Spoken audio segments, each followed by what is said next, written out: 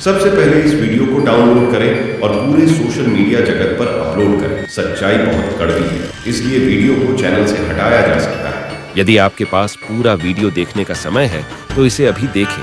अगर समय नहीं है तो बाद में देखें। और अगर आप पूरा वीडियो नहीं देखना चाहते हैं तो अभी इस वीडियो को देखना छोड़ दें, क्योंकि इस वीडियो के कुछ हिस्से देखने से आपके दिमाग पर जोर पड़ सकता है। वीडियो के हर पल को समझने की कोशिश करें। पहले तो ये वीडियो क्लिप को देखें। जिनसे यह दरबार प्रारंभ हुआ उनको आप जादूगरी से नहीं तोड़ सकते। जादूगर की एक सीमा, लेकिन सिद्धि असीमित होती है। बालाजी की कृपा असीमित होती है। अब इस वीडियो क्लिप को देखें। हमें अपने बालाजी पर भरोसा है, हमें अपने हनुमान जी पर। कृपया इन दोनों वीडियो क्लिप को वीडियो के अंत तक याद रखें। धीरेंद्र शास्त्री के मुताबिक यहाँ एक बात साफ हो रही है कि इन करिश्मों के पीछे हनुमान जी हैं। हनुमान जी या बालाजी जो कहते हैं वही प्रस्तुत करते हैं। अब ध्यान देने वाली बात यह है कि हनुमान जी की बातें कभी गलत नहीं हो सकती। यानी धीरेंद्र शास्त्री ने जो चमत्कार प्रस्तुत किए हैं उनमें बिल्कुल भी गलती नहीं होनी चाहिए, क्योंकि उनके पीछे हनुमान जी का हाथ है। अब आते हैं जादू पर। जादू एक ऐसी कला है जिसमें जादूगर से गलती होना सामान्य बात है, यानी यहाँ सीमा है। और हनुमान जी की खूबी यह है कि वहां कोई सीमा नहीं है जो नहीं होनी चाहिए। अब मैं तुम्हें कुछ दिखाने जा रहा हूँ, तुम खुद निर्णय करोगे कि यह जादू है या चमत्कार।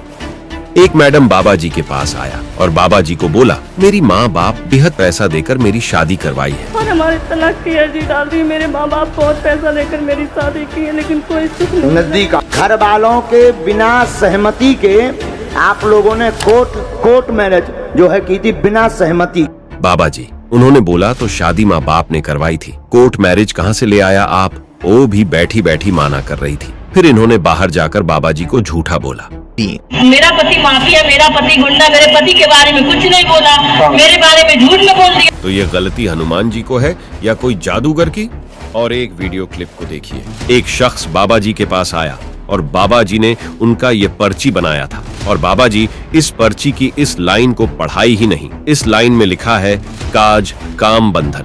तो बाबा जी इस लाइन को पढ़ के सुनाई ही नहीं, खुद सुने। घर में गंदी शक्ति, बेटा का दिमाग काम नहीं कर। अब सवाल ये आएगा कि बाबा जी ने ये लाइन क्यों नहीं पढ़ा?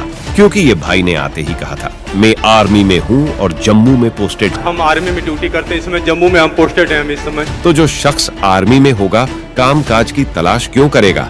तो बाबा जी ने इसको छुपा लिया। तो यह गलती हनुमान जी का है या जादूगर बाबा जी का? और एक वीडियो क्लिप को देखिए। क्या नाम है तुम्हारा? हर्षित शर्मा। कौन सी न्यूज है तुम्हारी? Mojo story Delhi. Mojo story हमने आज तक सुनी ही नहीं है जी। लेकिन हाँ जी, हमें ये ज्ञात था, तो जब हम दरबार में बैठे थे तब 2 पर्चे बनाकर हमने पहले ही रख लिए थे। ये क्या लिखा है? एक व्यक्ति परीक्षा लेने आएगा, बीच में टोकेगा, बदतमीजी करेगा, नालायक है, उसको बुलाने की आवश्यकता नहीं, ठिकाने लगा भी देना है आशीर्वाद। और टीम मौजोस्क से आएगा। हम लोग मंच पर पहुंचे, मैंने इनका इंटरव्यू करने का प्रयास किया तो मुझसे कहा गया कि जो सवाल आपको दिए जाएंगे आप वो पूछिएगा, हमारी ओर से जो सवाल दिए जाए। मैंने साफ इनकार कर दिया। अगले दिन जब दरबार चला तो मैंने बीच में दरबार को टोककर धीरेंद्र कृष्ण शास्त्री को ये चुनौती दी कि जिस व्यक्ति को मैं सभागार में से उठाकर लाऊंगा आप उसका पर्चा बनाइएगा। चुनौती स्वीकार करने के बजाय उन्होंने मुझे मंच पर बुलाया। मैं मंच पर गया और मैं वो हर एक चीज करता रहा जो उन्होंने मुझसे करने के लिए कहा। ये पर्चा धीरेंद्र कृष्ण शास्त्री ने मुझे बना करके दिया। इस पर्चे में एक भी जानकारी ऐसी एक्सक्लूसिव नहीं है जो धीरेंद्र कृष्ण शास्त्री की टीम को मैंने या मेरी टीम ने एक दिन पहले नहीं बताई थी। ये वो पर्चा है जो आप स्क्रीन पर देख सकते हैं। पर्चे में एक पेन का रंग दूसरे पेन के रंग से अलग है। ये लाइन उसने मेरे सामने लिखी जिसमें मुझसे कहा गया कि मैं आपको एक सलाह देना चाहता हूँ। सलाह में क्या लिखा कि आप एक अच्छे आदमी हो, न्यूज़ बढ़ाने के लिए यहाँ आए हो। एक और पाखंड। ये लाइन में मोजो स्टोरी, जिसका नाम भी वो सही से नहीं लिख पाया, मोजो स्कोप ही लिखा क्योंकि उनको पता नहीं था। जब मैंने कहा कि जिस व्यक्ति को मैं लेके आऊँगा उसका पर्चा बनाइए, तो इस चैलेंज से बड़ी समझदारी से, बड़ी चालाकी से धीरेंद्र कृष्ण शास्त्री ने मुंह मोड़ लिया। 23 तारीख 5वें महीने 2022 को बाबा ने बाहर टहलने की बाद एक शख्स को चुना। आगे लोग खड़ा है, उन लोगों को हटाकर उन्हें चुना गया। फिर उसने ओवर एक्टिंग करी। चमत्कार तब हुआ जब 8 तारीख 7वें महीने 2022 को फिर उसी शख्स को बाबा जी के द्वारा बुलवाया गया। विनाश एक लाल टी शर्ट वाला एक जो बालक यहाँ खड़ा होगा, इसको तो हाँ, इसको पकड़ के बुलवाओ जहां भी। फिर उसने ओवर एक्टिंग करी। वाह बाबा जी, आप तो कमाल हो। अगर उस गरीब शख्स को एक्टिंग करने की अच्छे खासे पैसे मिल गए हैं तो कोई बात नहीं, एक गरीब की तो मदद हुई। अच्छा, तुमको सिखा रिया है।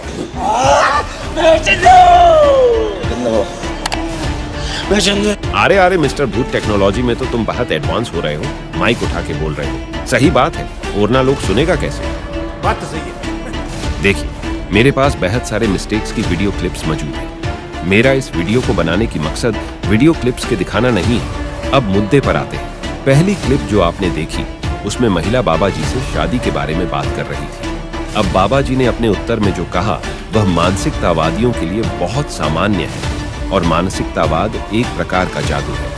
मैजिक भी एक पेरेंट कैटेगरी है जिसके बहुत सारे सब जॉनर्स हैं, जैसे कि illusion, mentalism, street magic, close up artist, escape artist. जादू में गलती होना स्वाभाविक बात है, लेकिन दिव्य शक्ति में गलती होना अस्वाभाविक है। और दूसरे क्लिप में जो आप लोगों ने देखा, वो तो एक्सक्लूसिव पॉइंट्स स्क्रिप्टेड है, एंड बीच में टोकेगा, बदतमीजी करेगा, नालायक है, न्यूज बढ़ाने के लिए आएगा, ये सब तो स्वाभाविक बात हो गई। और तीसरे क्लिप में जो आप लोगों ने देखा, वो भी स्क्रिप्टेड था। अगर आप ध्यान से देखेंगे तो बिल्कुल समझ आ जाएगा। अब आप कहेंगे कि भविष्यवाणी कैसे कर रही है? अरे भाई, अच्छे से समझने की कोशिश करो। यह कोई भविष्यवाणी नहीं है, इसे आशा और मनोबल कहते हैं। आशा में ही सफलता है, आशा है तो सब कुछ संभव है। तो अगर उनको अपने हस्बैंड के लिए कोई सोल्यूशन चाहिए तो वो बाबा के पास गई। अब बाबा तो हमें दवाई नहीं देंगे, लेकिन उन्होंने क्या दिया? उम्मीद। वो मंत्र नहीं था, वो उम्मीद थी। और उम्मीद में तो जादू है ही ना, उम्मीद में तो जादू है ही, ये तो कोई दो राय है ही नहीं। अगर मेरे मन में उम्मीद है, अगर मैं मन से कुछ सोच रही हूँ, मेरा पावर ऑफ थॉट्स, मेरा पावर ऑफ इमेजिनेशन बहुत बड़ा है। असली जादू हमारे विचार ही तो है। और यदि संवाद है भविष्यवाणी, आप तो ज्योतिषियों पर भी विश्वास कर लेंगे। इन सभी चीजों में बुद्धि का खेल शामिल है। ऐसे कई कलाकार दुनिया से चले गए, और कई अभी भी जीवित हैं जो बाबा जी से भी ज्यादा आश्वस्त करने वाली चीजें दिखा सकते हैं, जो बाबा से भी ज्यादा खतरनाक चीजें आपकी आंखों के सामने लाने में सक्षम हैं। लेकिन वे कभी यह नहीं कहते कि यह दिव्य शक्ति या चमत्कार है। वे कहते हैं कि यह एक कला है। ये एक कला है जी, ये एक ट्रिक है, ये एक आर्ट फॉर्म है। अगर आप इसके बारे में पढ़ेंगे तो इसका क्लियर कट शब्द होता है मेंटलिज्म, जो एक लर्नेड स्किल है जी, लेकिन उसको चमत्कार का नाम आप नहीं दे सकते। अब सवाल यह है कि बाबा जी ने पढ़ाई नहीं की तो उन्हें इतना सब कैसे पता था? जब आप 2 साल के थे तब आप अपनी मातृभाषा बोल सकते थे, लेकिन अब मुझ में आपकी मातृभाषा बोलने की क्षमता नहीं है, क्योंकि मैं बचपन से ही अपने परिवार के साथ बड़ा हुआ हूँ। इसीलिए मैं अपनी मातृभाषा जानता हूँ। वह भी बचपन से इसमें शामिल रहे हैं।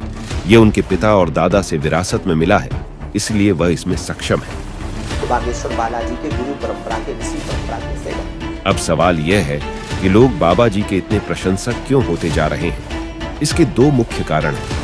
सबसे पहला कारण यह है कि लोग अपने धर्म से भावनात्मक रूप से बहुत जुड़े हुए हैं। क्योंकि बाबा जी धर्म का प्रचार प्रसार कर रहे हैं, इसलिए लोग उन्हें सम्मान और प्यार दे रहे हैं। नंबर 2 कारण यह है कि मनुष्य का कष्ट एक विलासिता है। जब कोई मरीज डॉक्टर के पास जाते जाते तंग आ जाता है, कोई रास्ता नहीं बचता, तो वह यहाँ आ जाता है। डॉक्टर भी इसकी सलाह देते हैं, क्योंकि जब आप बाबा जी के पास आते हैं तो बेहतर होने की उम्मीद होती है और आत्मविश्वास बढ़ता है। और अगर आप में किसी भी काम में आशा और विश्वास, ये 2 गुण हैं, तो उसमें सफलता की संभावना बहुत बढ़ जाती है। अब जो लोग उनके सच्चे फैन हैं, उन्हें कितना भी समझाओ, वो नहीं समझेंगे। वे अंधविश्वासी और अंधभक्त हैं। इस कमेंट को देखकर आपको अंधभक्तों की स्थिति समझ आ जाएगी। वह मानते हैं कि यह झूठ है और कहते हैं कि हम उनका समर्थन करेंगे। इसलिए मैं कहना चाहूंगा कि इस बात पर थोड़ा ध्यान दें कि आप किसके प्रशंसक बनते हैं या किसे फॉलो करते हैं। किसी से अंधा प्यार करना या किसी की अंधाधुंध पूजा करना आपके जीवन पर भयानक प्रभाव डाल सकता है। अब मुझे नहीं पता कि आप इस वीडियो में मेरा मतलब समझ पाए या नहीं, लेकिन कुछ लोग कमेंट में मुझे गालियां देंगे, क्योंकि ये अंधभक्तों का पेशा है। अब मैं अपने इस वीडियो के लिए कहना चाहता हूं कि मैंने इस वीडियो में जो बातें कही हैं, उन्हें आप मुंह उठाकर मान लें। ये कभी ठीक नहीं होगा। आपको मेरी बातों पर लॉजिकली सोचना होगा कि मैंने सही कहा या गलत। आप ध्रुव राठी के फैन हैं, इसलिए आप ध्रुव राठी की हर बात को आंख मूंद कर स्वीकार कर लेंगे।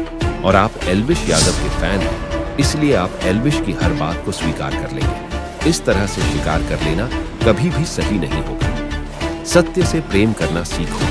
कम से कम आपको साधारण बुद्धि की प्रयोग करना चाहिए कि यह सच है या झूठ। अगर मेरा ये वीडियो आप लोगों को थोड़ा सा भी हेल्पफुल लगी हो तो जो करना होता है कर लिया करें। कृपया इस वीडियो को अधिक से अधिक शेयर करें ताकि लोग सच्चाई समझ सकें। और अगर आप एल्विश यादव का काला सच जानना चाहते हैं तो स्क्रीन पर टैप करके इस वीडियो को देख सकते हैं। मैं तुमसे वहीं मिलूंगा।